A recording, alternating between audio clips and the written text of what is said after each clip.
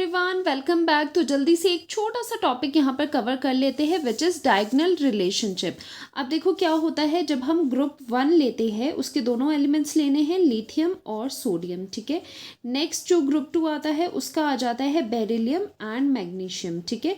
फिर P block में group number 13 आता है जिसमें आ जाता है बोरोन एंड एल्यूमिनियम।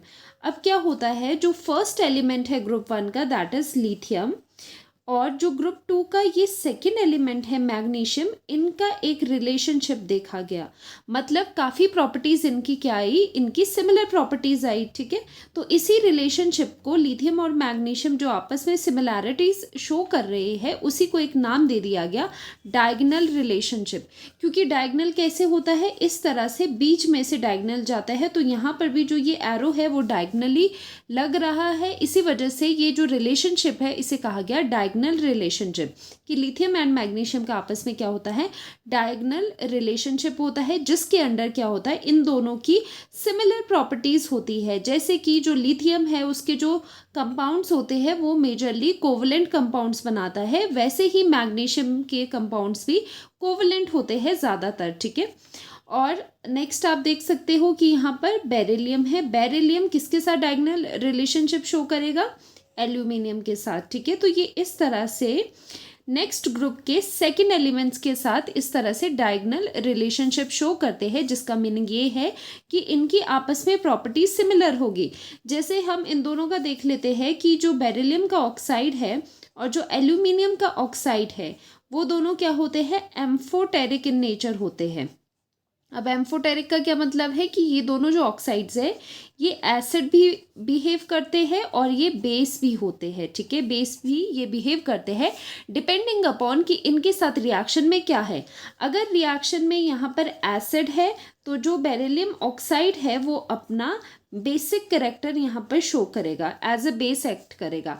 अगर यहाँ पर बेस लिया है, बेस के साथ रिएक्शन हो रही है बेरिलियम ऑक्साइड की, तो बेस के लिए, बेस के अगेंस्ट ये एसिड बिहेव करेगा। ठीक है। तो डिपेंडिंग अपॉन सिचुएशन कि कौन सी रिएक्शन में आप एसिड के साथ डील कर रहे हो या बेस के साथ डील कर रहे हो, जो एम्फोटेरिक ऑक्साइड्स होती है वो अपना उस अकॉर्डिंग अपना रोल प्ले करते हैं। तो एम्फोटेरिक क्या होते हैं, जो एम्फोटेरिक होते हैं वो एसिड भी होते हैं और बेस भी होते हैं, दोनों रोल वो प्ले करते हैं। तो आपको डायगोनल रिलेशनशिप पता चल गया कौन से है, lithium magnesium and beryllium aluminium. ठीक है।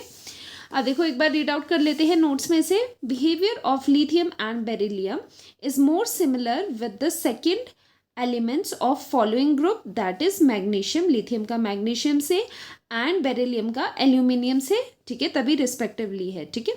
These similarities are referred as diagonal relationships, क्योंकि ये जो पोजिशंस है ये डायगोनली पीरियोडिक टेबल में एक दूसरे के डायगोनली ये एलिमेंट्स प्लेस्ड है, इसीलिए इस प्रॉपर्टी को, जो ये सिमिलैरिटीज इन एलिमेंट्स की आ रही है, इसे एक पर्टिकुलर नाम दे दिया गया, दैट इज डायगोनल रिलेशनशिप। ठीक है।